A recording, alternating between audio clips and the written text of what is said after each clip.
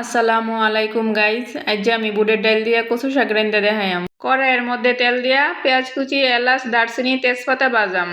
Fish দি বাজ হইলে দিয়া দিয়াম পরিমাণ মতো পানি, আদা বাটা, রসুন বাটা, মরিচের গুঁড়া, হলুদের গুঁড়া, জিরার গুঁড়া আর লবণ। মশলাটারে কষাইয়া দিয়া দিয়াম বুটের ডাল। ডাইল দিরে কষাইয়া দিয়া দিয়াম পরিমাণ মতো পানি।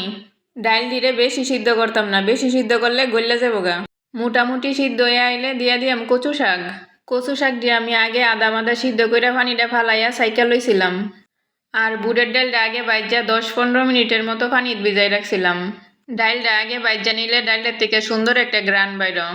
এখন কচু শাক দিয়ে কতক্ষণ পরে পরে ডাকনা দিয়া ডাহাম আর ডাকনা উড়াইয়া লাড়াম, নাইলে কইলাম নিচে দা ফুইটা যাবো গা। লাড়া চাড়ার মধ্যে রাহন লাগবো। এখন চুলার আগুনটা মিডিয়ামে রাখা হালি লাড়তে চাড়তে দাহাম। লাড়তে লাড়তে কচুর একবারে ভর্তার মতো বানাইলাম। রান্না শেষ।